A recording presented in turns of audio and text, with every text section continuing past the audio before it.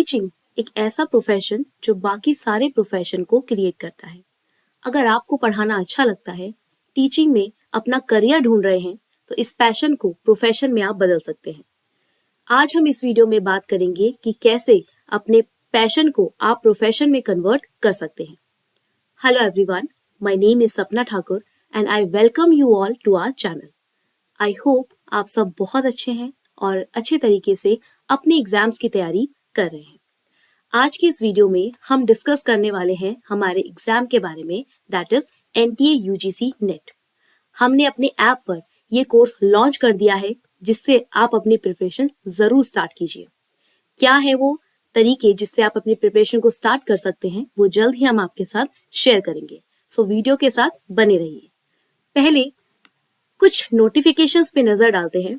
हाल ही में ये नोटिफिकेशंस आए थे और इन नोटिफिकेशंस को देख के कई स्टूडेंट्स के मन में बहुत सारे सवाल आए हैं।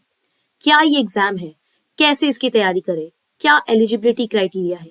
हम इसकी प्रिपरेशन कैसे कर सकते हैं? इन सारे सवालों के जवाब आपको इस वीडियो में आज मिलेंगे। क्विकली हम डिस्कस करेंगे क्या क्या चीजें हैं जो आप अपने इस एग्जाम के बारे में अगर जानेंगे तो आप अपनी मंजिल तक और भी आसानी से पहुंच सकते हैं। सो ये जो नोटिफिकेशन आए थे, इनसे हमें जानने को मिला कि एनटीए इस साल 3 साइकिल्स रिपीट करेगा और यहाँ पर आपका जो 2022 दिसंबर अटेम्प्ट है वो भी देखने को मिलेगा। That would be on the date from 21 February to 10 March. And जो 2023 के अटेम्प्ट्स होने वाले हैं, पहला अटेम्प्ट जो आपके जून में होगा, ये अटेम्प्ट के आप बारे में देख सकते हैं कि 13 से 22 जून तक इसके एग्जाम्स कंडक्ट कराए जाएंगे। एंड ऐसे ही एक दिसंबर अटेम्प्ट भी आपको देखने को मिलेगा फॉर 2023। तो हम ये कह सकते हैं कि इस साल एनटीए यूजीसी नेट के 3 अटेम्प्ट्स आपको देखने को मिलेंगे। अब हम जानते हैं कि कुछ क्वेश्चंस जो बच्चों के मन में आते हैं, उसके बारे में क्या हमारे आंसर्स हैं और कैसे आप उनके जवाब पा सकते हैं। सो बहुत सारे क्वेश्चंस पूछते हैं, जैसे कि ये यूजीसी नेट एग्जाम है क्या? क्या बेनिफिट्स हैं इसके अगर हम इसे क्वालिफाई कर लेते हैं? हमारा एज लिमिट क्या होगी? कैसे हम इसके लिए अप्लाई करें? या हमारी एग्जाम एलिजिबिलिटी क्या है? और तो और सिलेबस के बारे में भी मैं आपको बताऊंगी कि यूजीसी नेट का सिलेबस क्या है और कैसे आप इसकी प्रिपरेशन कर सकते हैं। सबसे पहले मैं आपके फर्स्ट क्वेश्चन का आंसर दूंगी, that what is the UGC NET exam. So UGC that stands for University Grants Commission National Eligibility Test. ये जो एग्जाम है ये आपकी एलिजिबिलिटी को चेक करता है। Eligibility for being assistant professor. जी हाँ, कॉलेज लेवल पर आपने अपने प्रोफेसर्स को देखा है, तो वहां तक वो कैसे पहुंचे हैं इसका रास्ता हम आपको बताएंगे। सो ये एग्जाम आपकी एलिजिबिलिटी चेक करता है कि आप एलिजिबल हैं या नहीं कॉलेज लेवल पर टीच करने के लिए। सो नेशनल लेवल पर ये एग्जाम कंडक्ट करवाया जाता है और इसकी एलिजिबिलिटी हम 2 तरीके से चेक करते हैं। एक होती है जब आप लेक्चररशिप के लिए प्रिपरेशन करते हैं, that is for assistant professor, and the second one is for your scholarship regarding PhD.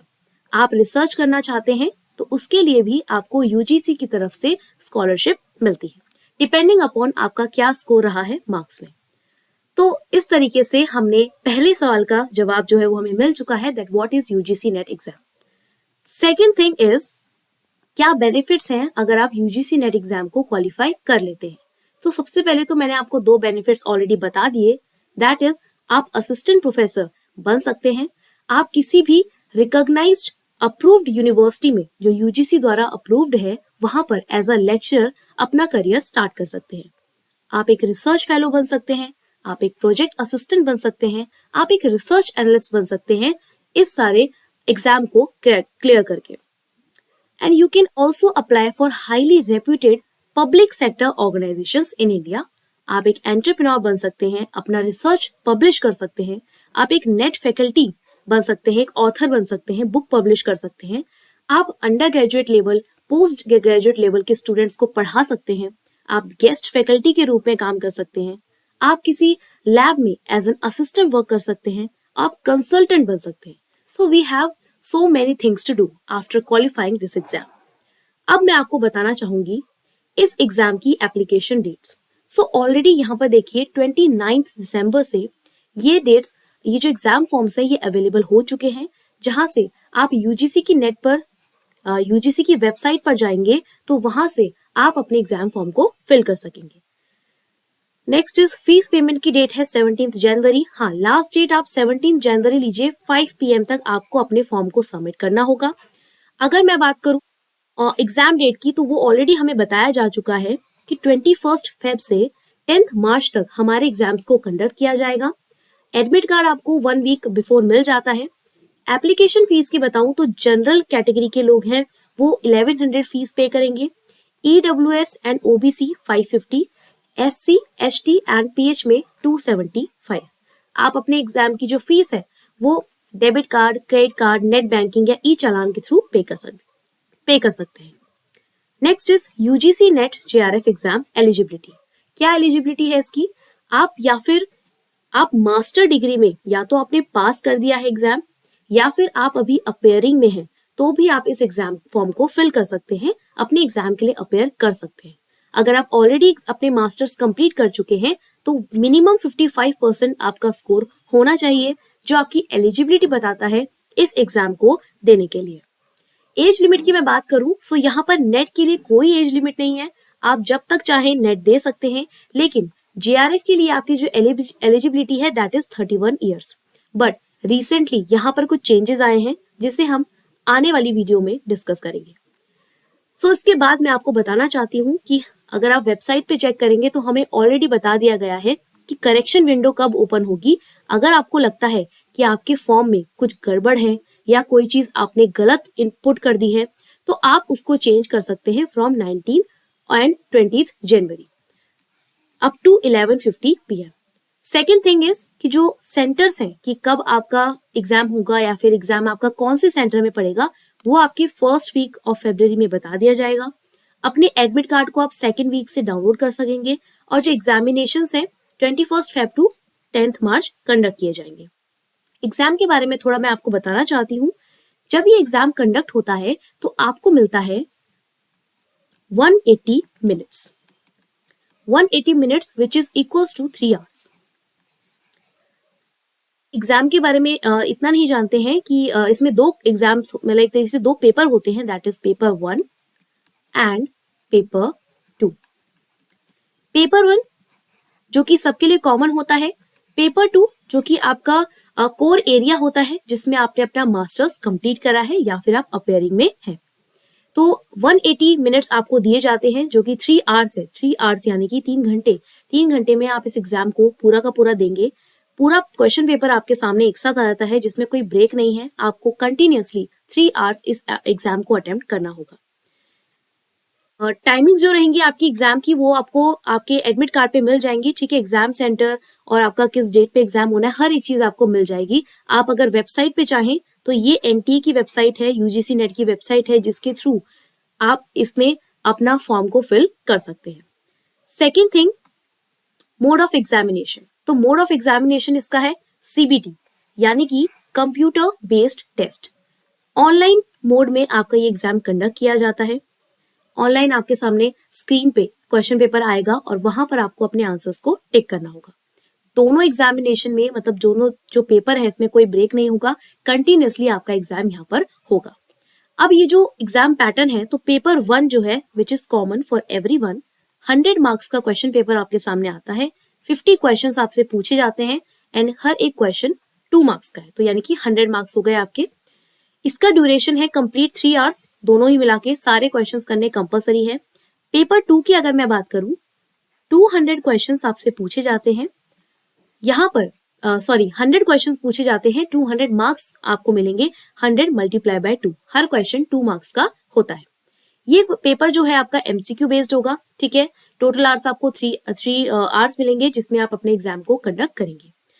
आपका जो क्वेश्चन पेपर का मीडियम होगा वो इंग्लिश भी होगा और हिंदी भी होगा। It's bilingual, English and Hindi दोनों में ही आप क्वेश्चन पेपर को अटेम्प्ट कर सकते हैं। अपने अकॉर्डिंग आप स्विच कर सकते हैं लैंग्वेज को। जब आप अपना एग्जाम फॉर्म फिल करेंगे वहां पर आपको मेंशन करना होगा कि आपका प्रेफरेंस क्या है रिगार्डिंग योर मीडियम। आप हिंदी से एग्जाम देना चाहते हैं या इंग्लिश के थ्रू एग्जाम को देना चाहते हैं। Next is marking scheme. तो जैसे मैंने आपको बताया कि अगर आप एक क्वेश्चन अटेम्प्ट करते हैं और अगर वो आपको सही है, अगर आपका क्वेश्चन सही है तो उसके लिए आपको 2 मार्क्स मिलेंगे, ठीक है। कोई नेगेटिव मार्किंग नहीं है, this is the plus point कि कोई नेगेटिव मार्किंग नहीं है यहाँ पर। कोई भी आपको मार्क्स नहीं मिलेंगे अगर आपने क्वेश्चन को अनआंसर्ड छोड़ा है या क्वेश्चन को अटेम्प्ट नहीं किया है या फिर आपने उसको रिव्यू करके रख दिया है लेकिन उसको अटेम्प्ट नहीं कर पाए, तो इसका कोई मार्क्स आपको नहीं मिलेगा। अगर आपने अटेम्प्ट किया है आपको 2 मार्क्स मिलेंगे, अटेम्प्ट नहीं किया है तो आपको कुछ भी स्कोर नहीं मिलेगा। अगर आपका ये क्वेश्चन गलत हो जाता है, ठीक है, आपके 2 मार्क्स आपको नहीं मिलेंगे लेकिन कोई नेगेटिव मार्किंग भी नहीं होगी, कोई नेगेटिव मार्किंग नहीं है हमारे इस एग्जाम में। ओके, सो कैंडिडेट को कोई भी एक आंसर चूज करके उसे टिक करना होगा। अगर आपको इनकरेक्ट आपका अगर आंसर होता है तो उस केस में आप क्या कर सकते हैं, आपके वो मार्क्स ऑलरेडी डिडक्ट हो जाएंगे। अगर आपको कोई डाउट है तो उसको आप रिव्यू के लिए छोड़ सकते हैं और बाद में उसे अटेम्प्ट कर सकते हैं, ठीक है। सो यहाँ पे +2 मार्क्स आपको मिलेंगे and it will be awarded to only those students, those candidates who have attempted the question. The reason could be due to human error or technical error. अगर किसी कारणवश आपका जो क्वेश्चन है वो ड्रॉप हो जाता है या इनकरेक्ट हो जाता है या एनटीए की तरफ से खुद कुछ एरर्स हो जाते हैं तो इस केस में सबको एक्स्ट्रा मार्क्स दिए जाते हैं related to that particular question. Okay, the next thing is eligibility criteria. थोड़ा मैंने आपको बता दिया है कि क्या क्या आपके एलिजिबिलिटी क्राइटेरिया है, थोड़ा इसको डिटेल में मैं और आपको एक्सप्लेन करना चाहती हूँ कि क्या एलिजिबिलिटी क्राइटेरिया रहेगा हमारा रिगार्डिंग यूजीसी नेट। सो देखिए, अगर आप किसी जनरल कैटेगरी में आते हैं या अनरिजर्व कैटेगरी में आते हैं या जनरल ईडब्ल्यूएस कैंडिडेट अगर आप हैं, इस केस में आपको अपने मास्टर्स में 55% मार्क्स लाने ही होंगे। अगर आपके मास्टर्स में 55% मार्क्स नहीं है तो आप इस एग्जाम के लिए एलिजिबल नहीं होंगे। हाँ, अगर आप अपेयरिंग में हैं, मतलब अभी तक आपने अपने एग्जाम को पास नहीं किया है, अभी आपके मास्टर्स कंप्लीट नहीं हुई है, लेकिन आप अपने सपोज कीजिए फाइनल ईयर में हैं या फाइनल सेमेस्टर में हैं, तो भी आप एलिजिबल हैं कि आप इस एग्जाम फॉर्म को फिल कर सकते हैं और अपने एग्जाम को दे सकते हैं। यहाँ पर ध्यान रखिएगा कि जो 55% मार्क्स की हम बात कर रहे हैं इसे आप राउंड ऑफ नहीं करेंगे, यानी कि ऐसा नहीं है कि आपके मार्क्स आए हैं 54.6% और आप कहें कि हमारे 55% हो गए बिकॉज हमने राउंड ऑफ कर दिया और हम एलिजिबल है। ये नहीं चलेगा। स्ट्रिक्टली यहाँ पे एनटीए ने बताया है कि आप राउंडिंग ऑफ नहीं कर सकते हैं, राउंड ऑफ नहीं कर सकते हैं, ठीक है। नेक्स्ट इज जो अदर बैकवर्ड क्लासेस हैं जैसे कि ओबीसी जो है, मतलब या फिर जो नॉन क्रीमी लेयर से बिलोंग करते हैं, स्केड्यूल क्लास से बिलोंग करते हैं, स्केड्यूल ट्राइब से बिलोंग करते हैं, पर्सन विद डिसेबिलिटी है, पीडब्ल्यूडी कैंडिडेट जो है, यहाँ पर जो इनका क्राइटेरिया है दैट इज 50% मार्क्स। 50% मार्क्स अगर आपने अपने मास्टर्स में अचीव किए हैं तो आप एलिजिबल हैं इस एग्जाम को फिल करने के लिए। अगेन यहाँ पर ध्यान दीजिएगा, राउंडिंग ऑफ नहीं है, आप राउंड ऑफ नहीं कर सकते अपने मार्क्स को, ठीक है। आई होप आपको अपनी एलिजिबिलिटी समझ आ गई है। एज लिमिट का अगर मैं आपको बताऊं तो जेआरएफ के लिए मैंने आपको कहा, आपने देखा होगा पिछले स्लाइड में लिखा था 31 ईयर्स, वो 1 साल का जो एज रिलैक्सेशन दिया गया था कोविड पीरियड में दिया गया था, लेकिन वापस से जो आपकी एज क्राइटेरिया है उसे फिर से 30 ईयर्स कर दिया गया है। 30 ईयर्स तक आप जो है जेआरएफ के लिए अप्लाई कर सकते हैं। यहाँ पर कुछ रिलैक्सेशन भी है for the candidates of OBC, NCL, SC, ST, PWD, third gender categories and to women applicants. 5 years का रिलैक्सेशन आपको मिलता है आपकी एज में अगर आप वुमेन हैं, अगर आप एससी कैटेगरी से हैं, एसटी कैटेगरी से हैं, पीडब्ल्यूडी से हैं, तो इन सभी कैटेगरीज में आपको 5 ईयर्स का रिलैक्सेशन मिलता है। अगर आप असिस्टेंट प्रोफेसर की बात करें तो असिस्टेंट प्रोफेसर के लिए कोई भी एलिजिबिलिटी यहाँ पर नहीं है regarding your age.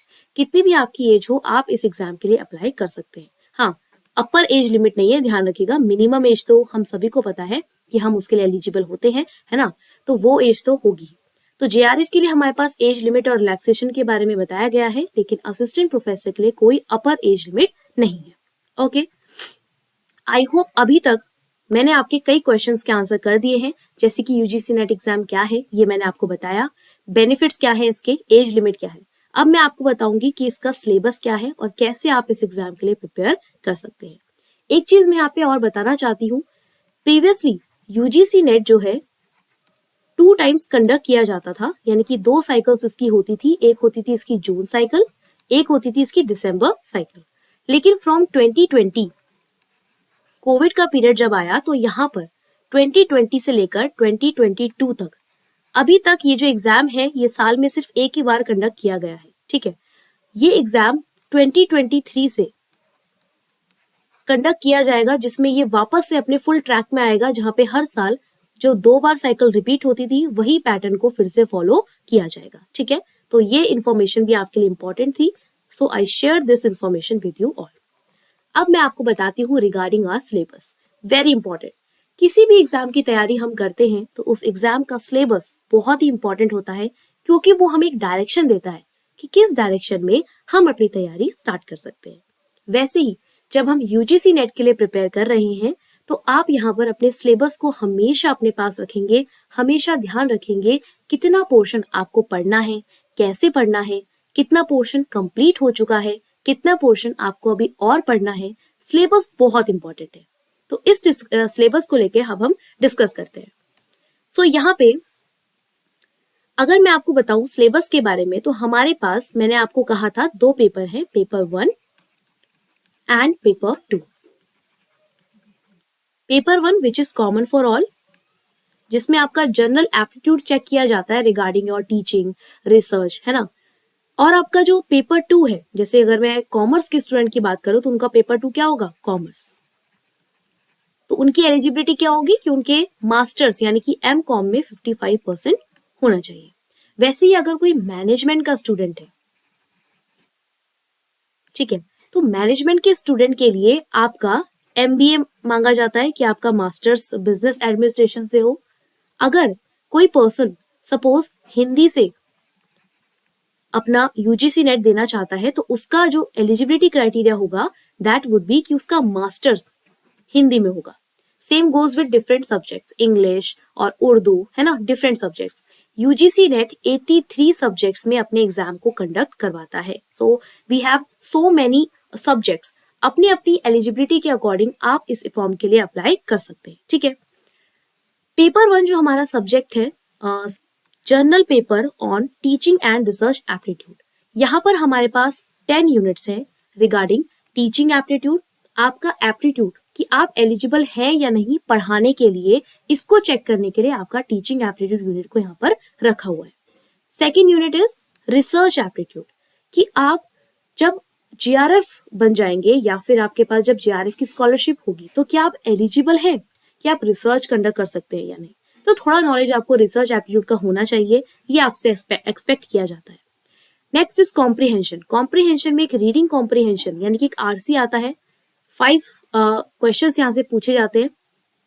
Unit 4 communication, आप कम्युनिकेशन के बारे में कितना जानते हैं, कम्युनिकेशन का नॉलेज आपको है या नहीं, ये चेक करने के लिए यूनिट 4 ऐड की है। देन कुछ मैथमेटिक्स का पोर्शन है, mathematical reasoning and aptitude. Logical reasoning आती है, data interpretation, ICT information and communication technology, people development and environment, and last unit है हायर एजुकेशन सिस्टम। ये जो पेपर 1 है, एक्सपेक्ट किया जाता है कि हर यूनिट से 5 क्वेश्चंस पूछे जाएंगे और 10 की यूनिट्स कवर हो जाएगी और यहाँ पे हमारे बन जाएंगे 50 क्वेश्चंस। लेकिन जरूरी नहीं है कि एनटीए इसी एग्जाम पैटर्न से आपको क्वेश्चंस दे, इसी एग्जाम पैटर्न से आपका एग्जाम हो। कई बार देखा गया है कि रिसर्च से थोड़े ज्यादा क्वेश्चन पूछ लिए जाते हैं, टीचिंग एप्टीट्यूड से ज्यादा पूछ लिए जाते हैं, कम्युनिकेशन से कम पूछ लिए जाते हैं, या आईसीटी से ज्यादा पूछ लिए, हायर एजुकेशन पीपल एनवायरनमेंट से कम पूछ लिए।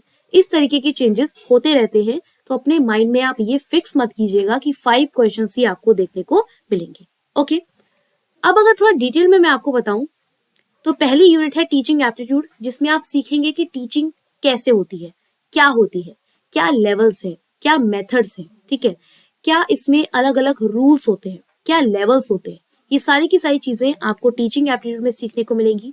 Same goes with next unit research aptitude, जिसमें आप रिसर्च के बारे में सीखेंगे, किस तरीके से रिसर्च होती है, क्या तरीके हैं हमारे पास, कैसे इसके ऑब्जेक्टिव्स होते हैं, क्या ब्लूप्रिंट बनता है, कैसे रिसर्च पेपर लिखा जाता है, कैसे पीएचडी की जाती है। तो ये सारी की सारी चीजों का नॉलेज आपको रिसर्च एप्टीट्यूड से मिलता है। Third unit comprehension, reading comprehension, जहां पर आपका एक इंग्लिश पोर्शन आ जाता है, जिसमें एक पैराग्राफ आपको दिया जाएगा, उस पैराग्राफ से कुछ क्वेश्चंस पूछे जाएंगे और आपको पैराग्राफ को पढ़कर क्वेश्चंस के आंसर करने होंगे। नेक्स्ट यूनिट है आपकी कम्युनिकेशन, आप कैसे बात कर रहे हैं, कम्युनिकेशन को आप कैसे अंडरस्टैंड करते हैं, कल के दिन जब आप असिस्टेंट प्रोफेसर अपने स्टूडेंट्स को पढ़ाएंगे तो क्या आप एलिजिबल हैं उनके साथ कम्युनिकेट करने में? ये एप्टीट्यूड को चेक करने के लिए आपके लिए यूनिट रखी गई है कम्युनिकेशन। नेक्स्ट यूनिट है आपकी mathematical reasoning and aptitude. Mathematics का portion like number series, blood relation, time and distance, speed and time, ये सारी चीजें इसमें हमसे पूछी जाती हैं। नेक्स्ट यूनिट है हमारे पास लॉजिकल रीजनिंग। लॉजिक से रिलेटेड चीजें आती हैं, लॉजिकल रीजनिंग। इसमें नया चीज ऐड हुआ है इंडियन लॉजिक, ठीक है। और जैसे वेन डायग्राम और यहाँ पे आपके आर्ग्यूमेंट्स के बारे में, डिडक्टिव एंड इंडक्टिव रीजनिंग क्या होती है, ये सारे के सारे टॉपिक्स आपको देखने को मिलेंगे। Next is unit 7 data interpretation, DI। हम इसके बारे में कहीं ना कहीं जानते हैं, हमने किया है सॉल्व मैथमेटिक्स के क्वेश्चन, तो हमें पता है DI में हमारे सामने एक डेटा होता है और उस डेटा को हम इंटरप्रेट करते हैं। हमसे कुछ क्वेश्चंस पूछे जाते हैं, है ना, उन क्वेश्चंस के हम आंसर करते हैं। लाइक 2021 में हमारी सेल 30% हुई है और अगर 2022 में हमारी सेल 50% हुई है, तो बताओ कितने परसेंटेज से हमारी सेल यहाँ पर इंक्रीज हुई, है ना। इस तरीके के क्वेश्चंस हमसे डेटा इंटरप्रिटेशन से पूछे जाते हैं एंड यहाँ पे फिक्स होता है मोस्ट प्रोबेबली आपसे 5 क्वेश्चंस ही पूछे जाते हैं, ठीक है। देन आता है ICT। अब आप देख रहे हैं धीरे धीरे जो है ऑनलाइन शिफ्ट हो रहे हैं, है ना, हम इंटरनेट का यूज करते हैं, हम टेक्नोलॉजी के बारे में पढ़ते हैं, तो इसीलिए ये यूनिट भी यहाँ पर आपके लिए ऐड की गई है कि एक टीचर को, एक प्रोफेसर को नॉलेज होनी चाहिए अपने जो भी इंस्ट्रूमेंट्स वो यूज कर रहा है, जो भी टूल्स यूज कर रहा है आपको पढ़ाने के लिए, है ना। जैसे I am using this power point presentation, ताकि मैं आपको बता सकूं कि कैसे अपने एग्जाम्स की तैयारी आप कर सकते हैं। तो ये एक टूल है। कैसे ये टूल हमें पता चला? जब हमने ICT के बारे में पढ़ा होगा, है ना। इसीलिए ये यूनिट रखी गई है ताकि एक प्रोफेसर, एक टीचर ICT का नॉलेज रखते हुए अपनी टीचिंग मेथड्स को और ज्यादा इफेक्टिव बना सके। Next unit we have unit number 9 people development and environment. हर जगह पर हम कोई भी एक्टिविटी जब करते हैं तो एक सोशल पर्सपेक्टिव होता है, उसको ध्यान में हमेशा रखा जाता है। वैसे ही आपके सिलेबस में भी बताया गया है कि कैसे अपने इन्वायरमेंट के बारे में आपको पता होना चाहिए। हमारे क्या गोल्स हैं, हमारी सस्टेनेबल डेवलपमेंट गोल्स क्या है इस साल, ठीक है। इस साल अगर आपका कोई भी थीम है, कोई पॉपुलेशन डे थीम है, पॉपुलेशन डे आया तो उसकी क्या थीम है, ठीक है। कोई आपका जैसे आपने पढ़ा होगा ओजोन लेयर के बारे में, है ना, सॉइल पोल्यूशन, क्लाइमेट चेंज, ठीक है, energies, renewable resources, non renewable resources, इन सभी टॉपिक्स के बारे में आप इस यूनिट नंबर 9 में जानेंगे, that is people development and environment. And the last unit we have for the paper 1 is unit number 10 higher education system. भाई पढ़ रहे हैं तो पढ़ाई आई कहाँ से, हमेशा ये दिमाग में ख्याल आता है ना, किसने ये पढ़ाई बनाई? तो क्या पूरा का पूरा इवोल्यूशन चला आ रहा है रिगार्डिंग आवर स्टडीज, कैसे चीजें हुई, पहले टाइम पे लोग कैसे पढ़ते थे, क्या मेथड्स इस्तेमाल किए जाते थे, इन सभी चीजों का जवाब आपको मिलेगा हायर एजुकेशन सिस्टम में। तो ये है हमारी पेपर 1 की 10 यूनिट्स जो कि सबके लिए कॉमन है, चाहे आप कॉमर्स से पढ़ रहे हैं या फिर आप हिंदी से एग्जाम दे रहे हैं या इंग्लिश से दे रहे हैं, सोशियोलॉजी से दे रहे हैं, ज्योग्राफी, हिस्ट्री, एनी एग्जाम, कोई भी आप सब्जेक्ट से एग्जाम दे रहे हैं, ये 10 यूनिट्स आप सभी के लिए कॉमन है और सबसे यहाँ से क्वेश्चन पूछे आते हैं। पेपर 1 पूरा का पूरा इन 10 यूनिट्स के ऊपर बेस्ड है। Now let's move to the second paper that is commerce. तो कॉमर्स एग्जाम की हम बात करने वाले हैं जिसका सब्जेक्ट कोड है 08। हमेशा आपको याद रखना है, कॉमर्स के स्टूडेंट हैं आप तो UGC नेट में commerce code 08 that is for commerce. 10 units यहाँ पर है same, business environment and international business, accounting auditing, business economics, business finance, business statistics, business management, banking and financial institutions, marketing management, legal aspects of business, income tax and corporate tax planning. ये सारे के सारे subject सुने हुए लग रहे हैं। आप सभी ने इन सब्जेक्ट्स को अपने मास्टर्स में, अपने ग्रेजुएशन में, अपने 11th-12th में भी पढ़ा है अगर आप कॉमर्स के स्टूडेंट रहे हैं तो, है ना। तो अगर मैं थोड़ा डिटेल में यहाँ पर जाऊं तो कुछ इस तरीके से आपका सिलेबस है।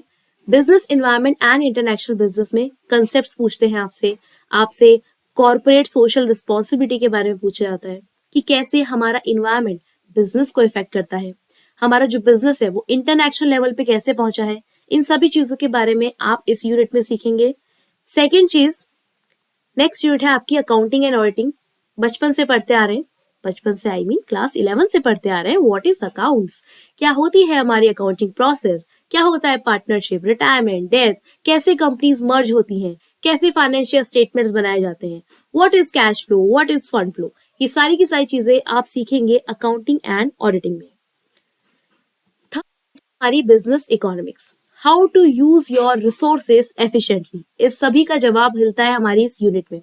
यूनिट 3 बिजनेस इकोनॉमिक्स जो हमें बताएगी कि कैसे हम डिमांड को एनालाइज कर सकते हैं, demand analysis, supply analysis, law of variable proportion, different market structure, theory of cost, ये सारी की सारी चीजें आपको मिलेंगी बिजनेस इकोनॉमिक्स में। Next we have unit number 4। Unit number 4 business finance के बारे में बताता है, जिसे आप फाइनेंशियल मैनेजमेंट भी कहते हैं, कि कैसे अपने बिजनेस को चलाने के लिए आप फाइनेंस लेकर आएंगे, फाइनेंस को लेकर आएंगे, फाइनेंस को कैसे इस्तेमाल करेंगे, ये सारी चीजें हम बिजनेस फाइनेंस में स्टडी करते हैं। Next unit is business statistics, all about data, कि डेटा को कैसे सही तरीके से इस्तेमाल किया जाए, जो बिखरा हुआ डेटा है इसे हम कैसे समेटे और अपने काम में लेकर आए, ये सारी चीजें आप सीखेंगे यूनिट नंबर 5 में। Next we have unit number 6 business management and human resource management. अपनी बिजनेस में कैसे आप चीजों को मैनेज करेंगे, अपने ह्यूमन रिसोर्स को कैसे मैनेज करेंगे, जो प्रिंसिपल्स आपने सीखे थे दैट इज फ्योल्स 14 प्रिंसिपल्स है ना, और scientific principles Taylor, FW Taylor, इन सारी चीजों के बारे में आप जानेंगे हमारी unit number 6। Unit number 7 that banking and financial institution, क्या बैंकिंग सिस्टम रहा है, क्या पहले से बैंक्स थे, पहले के टाइम में बैंकिंग कैसे होती थी, RBI क्या काम करता है, कौन कौन से फाइनेंशियल मार्केट्स हैं हमारे पास, क्या क्या इंस्ट्रूमेंट्स हैं जिससे हम फाइनेंशियली अपना फाइनेंस कलेक्ट कर सकते हैं। बैंकिंग एंड फाइनेंशियल इंस्टीट्यूशन आपको इसका जवाब देगा। Next unit we have unit number 8 marketing management. एक प्रोडक्ट है, इस प्रोडक्ट के बारे में मार्केट में कैसे बात फैली, कैसे कस्टमर्स को पता चला कि इस प्रोडक्ट को यूज करके हमारा हेयर फॉल कम होगा, हमारी स्किन अच्छी हो जाएगी, है ना। तो ये सारी चीजें आप मार्केटिंग मैनेजमेंट में सीखेंगे कि क्या ट्रिक्स होती हैं, 4 P's होते हैं, उसके अलावा भी P's होते हैं, 3 P's, ये सारी की सारी चीजें मार्केटिंग मैनेजमेंट में आप सीखेंगे। Next is unit number 9 legal aspects of business, so many laws in one unit. Indian contract act क्या है, स्पेशल एक्ट्स क्या है, सेल ऑफ गुड्स क्या है, negotiable instruments, GST, RTI, IP, ये सारी की सारी चीजें आप सीखेंगे लीगल एस्पेक्ट्स ऑफ बिजनेस में। बहुत सारे कॉन्ट्रैक्ट, बहुत सारे इसमें बहुत सारे एक्ट होते हैं जो हमें सीखने होते हैं। Next is unit number 10 that is income tax and corporate tax planning, कि इनकम तो कमा ली, अब उस पर टैक्स कैसे चार्ज किया जाए। तो ये सारी की सारी चीजें सीखेंगे हम हमारे यूनिट नंबर 10 में। सो इसी के साथ हमने जाना कि हमारा exam that is UGC net, कैसे हम एग्जाम के बारे में तैयारी कर सकते हैं, क्या ये एग्जाम है, कैसे कंडक्ट किया जाता है, कितने मार्क्स के क्वेश्चन आते हैं, क्या क्वेश्चन आते हैं। आई होप आपको इन सभी का जवाब मिल गया है। लास्ट क्वेश्चन बचा है कि कैसे आप इस एग्जाम की तैयारी करेंगे, and this is the answer. हमारे ऐप में आपको इजीली हर एक चीज अवेलेबल की जाएगी जिसमें आप UGC नेट के लिए प्रिपेयर कर सकते हैं। हमारे ऐप में आपको वीडियो क्लासेस मिलेंगी, प्रिंटेबल PDF नोट्स मिलेंगे, प्रैक्टिस MCQ सेशन होंगे और मॉक टेस्ट मिलेंगे।